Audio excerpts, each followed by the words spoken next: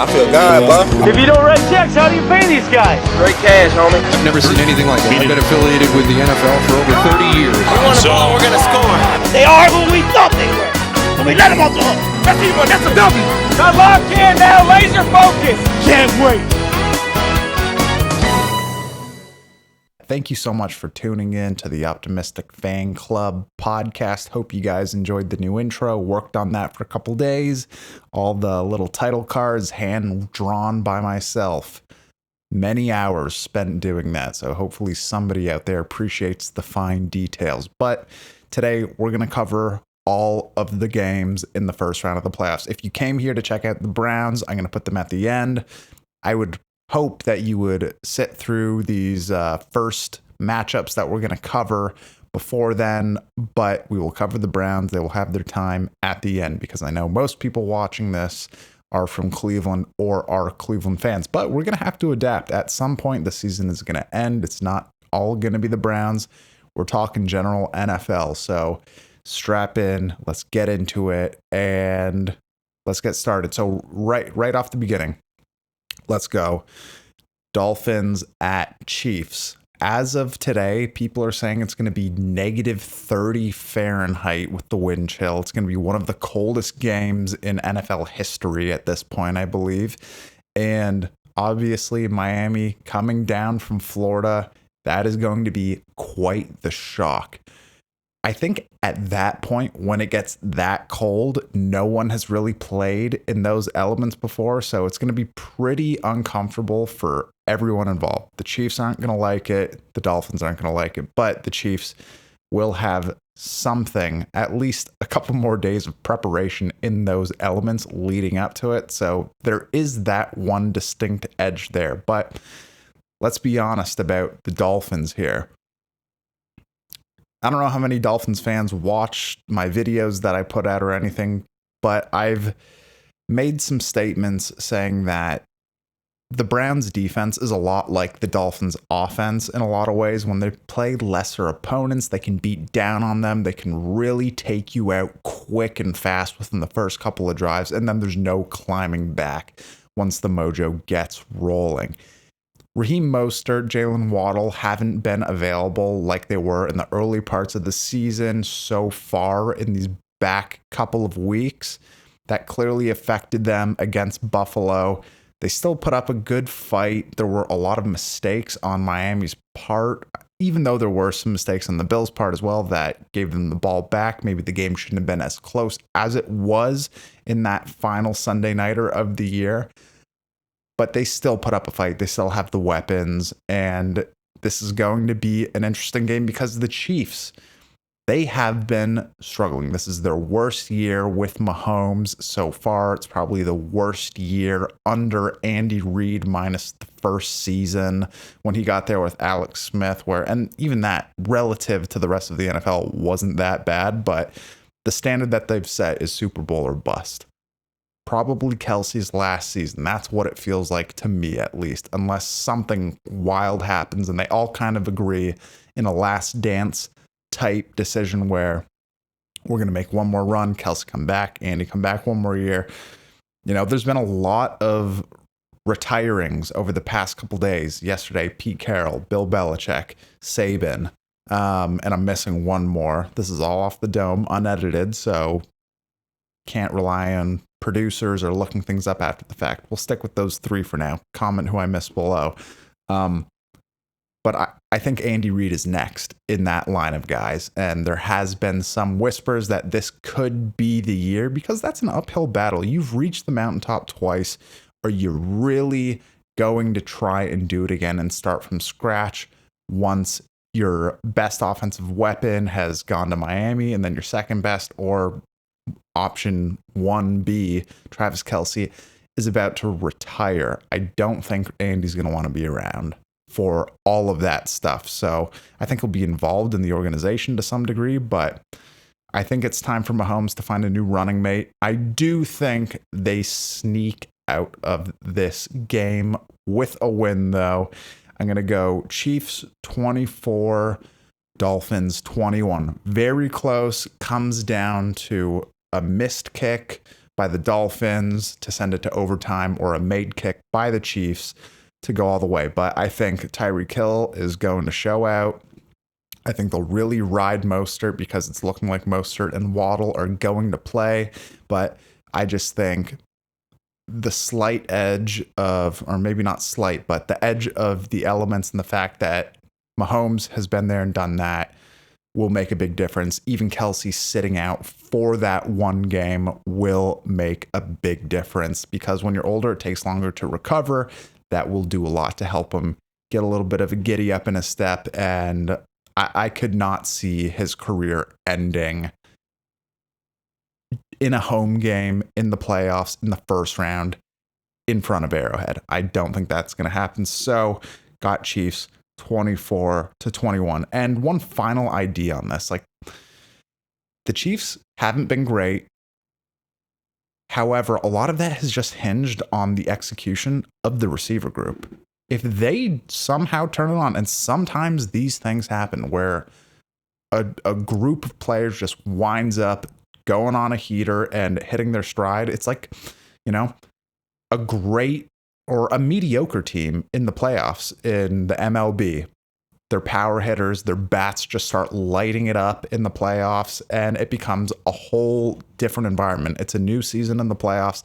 If these receivers can just catch the ball, maybe they'll wind up looking like the explosive offense that they've been in years prior. I mean, even just last year, they could return to that if these guys just catch the ball. So maybe that will happen, and they will become the threat of the playoffs in the AFC, because Mahomes is the best quarterback in the league.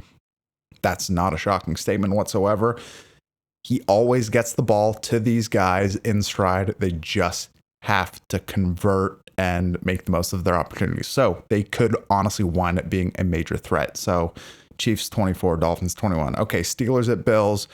TJ Watt was really the one chance that Pittsburgh would have had to just force Josh Allen into making more bonehead decisions. He's always liable to make a few every single game.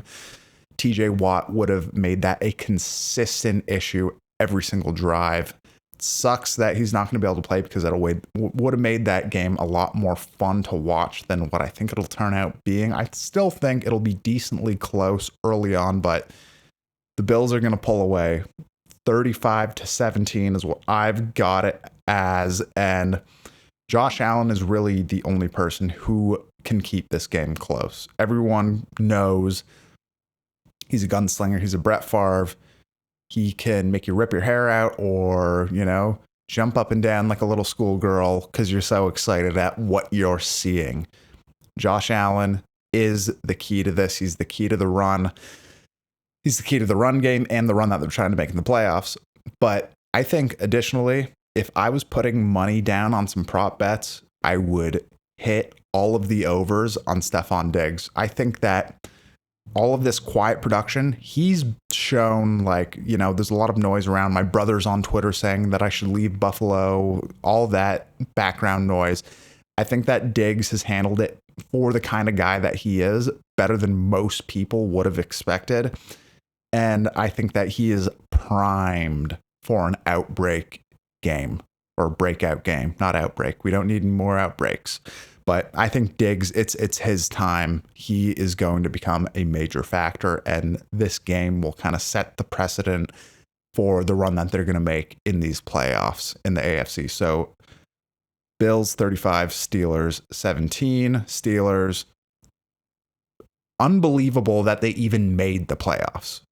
Truly unbelievable. The stroke of luck that those teams have, dating back from the Immaculate Reception to Santonio Holmes, toe tapping in the corner against the Cardinals.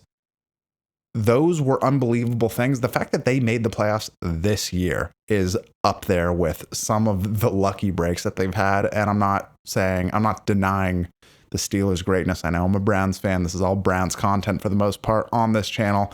I completely respect the Steelers as an organization. They're fantastic. They are decorated for a reason.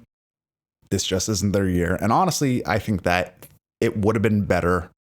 If I'm a fan of the Steelers, I would have rather not made the playoffs, not be in that good enough, but not good enough to make a run state and just say, okay, maybe it's time to part with Tomlin the same way that Pete Carroll's going. It's like Pete Carroll and Mike Tomlin, similar in a lot of ways in terms of like the supreme motivators, the CEO, head coaches with more of a defensive edge.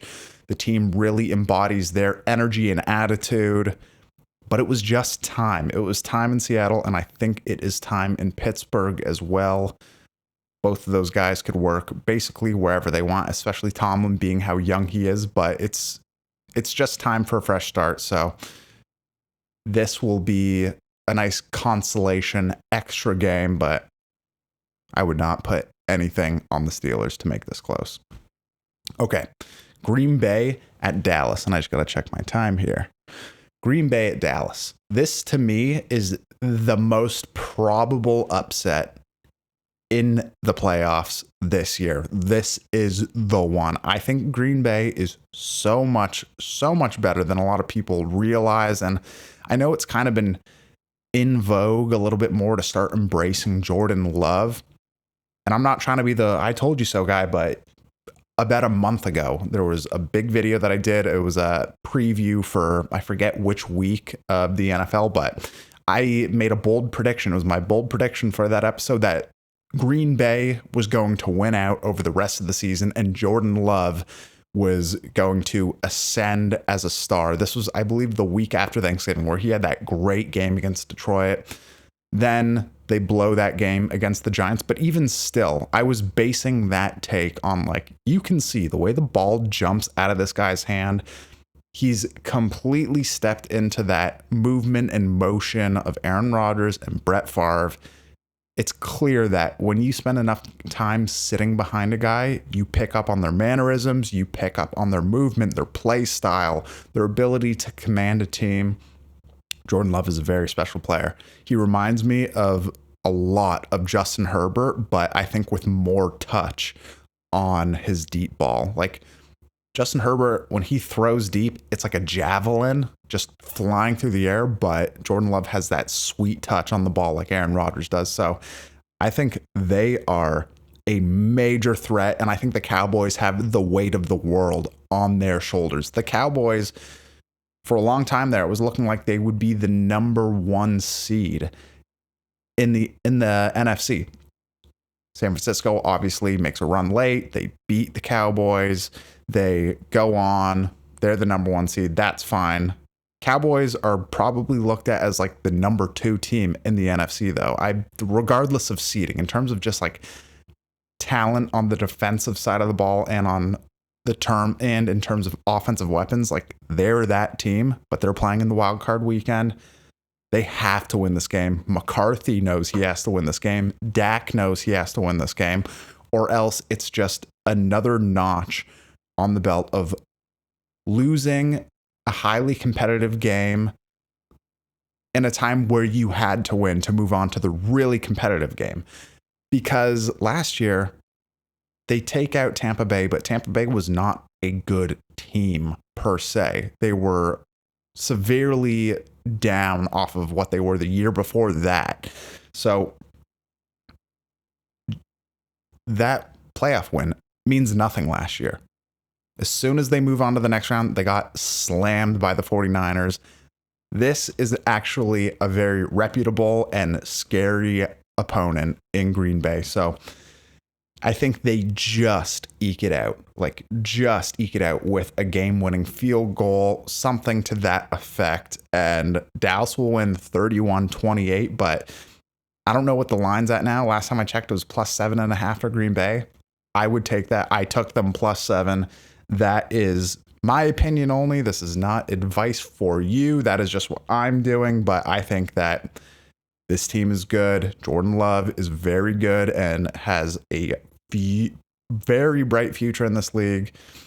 Love their receiver group. Aaron Jones is great. And the defense is an issue.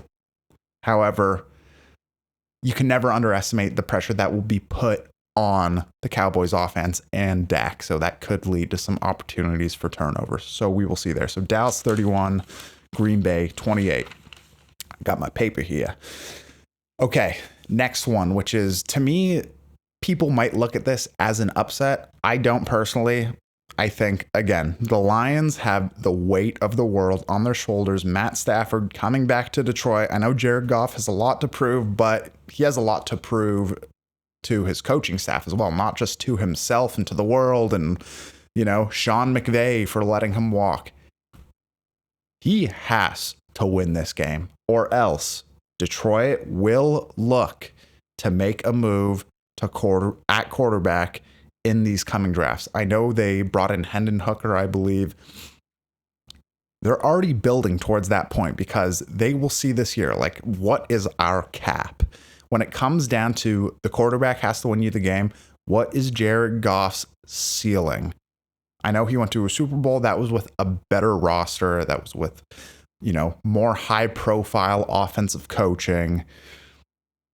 This is a big task to take the Detroit Lions over the LA Rams. And I just think that McVay, Stafford, Kyren Williams, Puka, Cooper Kupp, Aaron Donald, there's some serious firepower in that group. They're coming in. They've been pretty solid on the road, all things considered. They went down to the wire in the rain with Baltimore. Like, for a dome team to go to Baltimore in the pouring rain and just lose in overtime, that says a lot about how a team travels. Also, to go from West Coast to East Coast and do that, that means a lot. So I don't think the road or being in a different environment is going to do anything to impact these guys. They are ready to go. And I think that the Rams are winning this game. Don't think it's an upset. Like I mentioned, I'm taking the Rams 27-24. They just do it.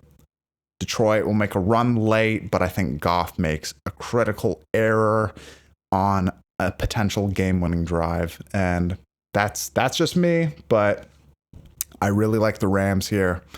I think that they're almost more complete than they were the year they won the Super Bowl. I know that might be a ridiculous statement. They do not have nearly the same star power, but something about the grit of this team. They just seem so much tougher. Like Puka Nacua, people are looking at him, okay, he broke the rookie yardage, receiving record, whatever it was. What he does for the Rams in the run game as a run blocker is invaluable. And it's what has made Kyren Williams so dominant as a young player. Like, Puka Nacua is an elite run blocker. I did a whole video on him and said, like, he is this generation's Hines Ward. I still believe that. And they are going to be a very tough opponent. I think Detroit will be going home. Good on them. You got a home game. But I think it ends here, and they're going to have to start building to get over the hump. And I think that means drafting another quarterback in the coming drafts. Okay, Eagles at Bucs. I think these teams are more evenly matched than we realize. Eagles go to the Super Bowl last year. Tampa Bay moves on from Tom Brady. Baker comes out, has a pretty solid season, all things considered. He had a sneaky good stretch, but it's a little bit deceiving. A lot of his wins came from teams below 500, not really great quarterbacks. They ended the year poorly. The Saints, beat them down in week 17, then in week 18. Actually, I have to see what happened in week 18. I might be talking out of my rear end here. But the Saints gave them a good run around and really beat them down. Let me see here. No producers, people. You got to bear with me. Okay, yeah. They beat the Panthers 9-0. Little concerning heading into the playoffs. Regardless of weather, regardless of whatever, 9-0, not the best. Loss against the Saints, not the best. They still have weapons, though. Rashad White, Mike Evans, Chris Godwin. Like, Baker has been known to kind of dominate in games where he's an underdog. We all know that about Baker Mayfield. I just think that the determining factor will be the Eagles' defensive line. If they can get home, if they can put pressure on Baker consistently on obvious passing downs, Baker Mayfield's going to be in trouble because We know what he's like under pressure. Starts to panic, makes errant throws. However, Jalen Hurts apparently hasn't thrown a ball since the end of last week's game. Philadelphia, another team, and this is another thing. In my last video that I referenced earlier in this video when I made my Packers comments, this was before all the Nick Sirianni hate was kind of building up. I just felt after the Kansas City game this year, after they beat Kansas City in Kansas City, and Nick Sirianni did his whole song and dance, combined with just the way he carries himself on the sidelines, and you see Jalen Hurts trying to calm him down. I was just saying, winning is the only thing that will mask what is going on there, because he's like a CEO head coach. He doesn't call the offense. He doesn't do anything with the defense. He made this move with Matt Patricia to bring him in because they didn't feel that the Sean Desai guy, hopefully I'm getting his name right, they felt like he didn't carry himself with enough confidence, so they're bringing Patricia. The defense has been garbage since that point. They already weren't doing well because they have an aging secondary. Then you have Shane Steichen, who's moved on, has made Gardner Minshew and that Colts team a borderline playoff team. Like, they had 2 less wins than the Eagles did. Like, that's concerning. It shows that your staff that was around you last year kind of carried the load in a lot of ways. And now that you have Jalen Hurts injured, he's not running as well. Aging offensive line. Lane Johnson's getting older. Kelsey's on his last legs. It doesn't look good. I think that they just squeak this one out because of the pressure that they're going to get on Baker. I think that does just enough, and it's a low-scoring game. Eagles win 20-17. They just pull this one out, and I think that they will get shellacked in the next round. And they should seriously consider moving on from Nick Sirianni because they've done it before. They moved on from Doug Peterson after he won the Super Bowl like 3 seasons after. And they had a quick turnaround because Howie Roseman is like the lifeblood of the organization with what he can do with trades, drafting. Their personnel decisions are fantastic. They will find another guy who can take this roster and Jalen Hurts to the apex. But again, once Kelsey's gone, big shoes to fill. Lane Johnson, big shoes to fill when that time comes when he's gone. So we'll have to see there. But for this week, Eagles just beat the Bucs 20-17. I think Baker will throw a bad interception at a critical moment, and that will seal it.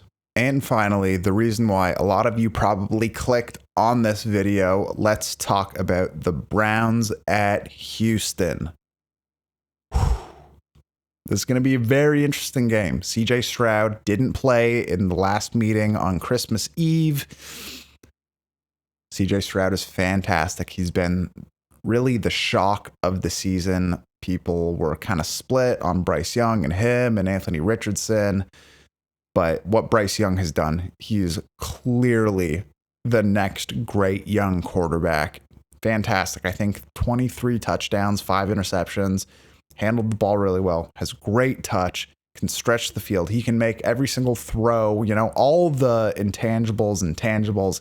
He has them all. He's the leader of that team already. DeMeco Ryans has done a fantastic job of just elevating him and having his team believe in this guy. They've surrounded him with good pieces. Nico Collins has been fantastic. Tank Dell, up until his injury was really just popping as well as a young player. So Houston has some firepower to them. Devin Singletary, also a good piece. Like, they are a solid team, but they're inexperienced on basically every single level. Defensively, offensively, they have struggled. Or sorry, not they have struggled. They're young, and that is a factor that you can't forget about in all of this. The Browns have the edge when it comes to that. A lot of the pieces on this roster were on the playoff team in 2020. Stefanski has, even though he didn't coach in the wild card, he was there in Kansas City in the divisional. They've been there before. Joe Flacco has 10 playoff wins. He's won a Super Bowl. He's been there. Amari Cooper has been in that orbit of potential greatness. This offensive line was in that group, you know. All that to say, the edge of experience goes to the Browns. That doesn't define who will win and who will lose, though. Young players and young teams go out there and shock the world sometimes. And I don't even think that would be a shock the world moment. The Browns are seriously injured still. Like, there are still serious injuries on all fronts. As of today, I'm filming this on Thursday, and Denzel Ward just hurt his knee. It's seeming like he's going to play, though. Grant Delpit out. Juan Thornhill, questionable. Dustin Hopkins out. That is the big one to me. If this game is decided by a field goal, having to rely on Riley Patterson makes you feel a little bit uneasy compared to Dustin Hopkins. Dustin Hopkins was having one of the great kicking seasons that the league has really seen in a long time. So that's going to make a difference. Another area, though, where I will put the edge towards the Browns, and this is not me. Look, I know this is like optimistic fan club. I've done 15 videos about the Browns this year. When I'm making these videos and it's the Optimistic Fan Club podcast, I'm trying to be as partial as humanly possible. I'm being realistic, optimistic still, but realistic. I do think the Browns not playing their starters last week is huge for them. They had their bye in week 5, so they've been on a marathon sprint throughout the back 2/3 of this season, really. And that is going to do wonders for guys like Myles Garrett and Zadarius Smith. And honestly, Shelby Harris, Dalvin Tomlinson, it is going to be so important in the long term where, you know, if they can get past Houston, the fact that they got that week off is huge. Because if you're going, 12, 13, 14, 15, 16 weeks straight without any rest whatsoever, that adds up, especially for physical positions on the defensive line. So I think that is something that you're going to see out of the gate is Myles Garrett is going to look a little bit more like he did in the early to middle portion of the season, where he's really, he's still commanding all the attention. He's still being effective, but he has a bit of that extra burst where he can beat those double teams or even those triple teams that come his way. I think that rest is going to be very, very big. And the same thing for Zadarius Smith, Tomlinson, Harris. Those guys are a bit older. It will make a big difference that they didn't play in those games. I know Shelby Harris played a couple snaps and he actually got dinged up a bit, but he'll be fine. But I think that is huge. Big deal for Juan Thornhill as well.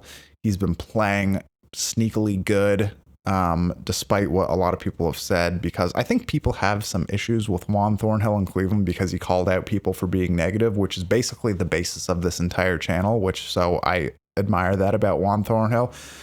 Browns fans have historically been way too pessimistic. That's where the whole optimistic Browns thing came from. So I think he's a very important piece. His rest will be a big deal. And then just for Flacco as well, because we've been watching him saying, like, man, is he going to throw 40 times a game, every game, like 300 yards and a couple touchdowns and maybe a pick or two? Like, that's a lot of wear and tear on a 38, 39-year-old guy's right arm. So I think that's a big deal. They got him sat. Some people were making the argument like, no, you don't want to stop the momentum that they have. You don't want to stop the momentum. Look at TJ Watt playing in the last game of the year. Goes out, hurts his knee. That could have been Flacco. That could have been any of these offensive linemen. Could have been Garrett. It was the right move not to sit them. The momentum doesn't matter. They had the experience on their end, and especially from Flacco, where it's just like, this is a new season. You have to look at it that way.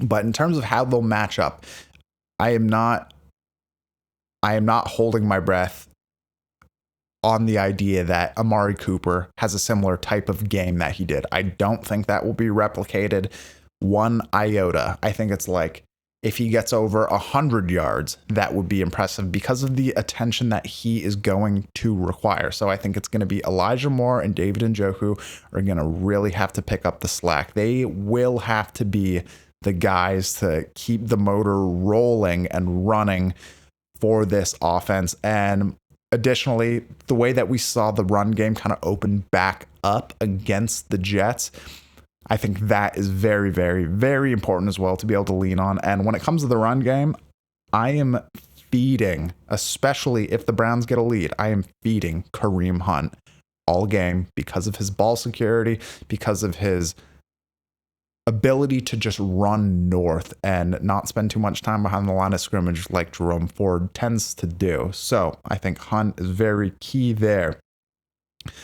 But the main wild card is the fact that CJ Stroud has not played this defense. Will that be good for the Browns defense or bad for the Browns defense? It's kind of looking at in the way it's like, okay, is the idea and point of view that this Browns defense hasn't played CJ Stroud yet, or CJ Stroud hasn't played this Browns defense yet? Which one of those two things is it going to be? And I think it'll be somewhere in the middle where he will have his struggles. He will have maybe some turnover worthy moments, but he'll also make some plays. Nico Collins will make some plays. And, like Dalton Schultz, really, really, really good tight end, like an underappreciated tight end. And that could be a difference maker, especially in a point where it's like,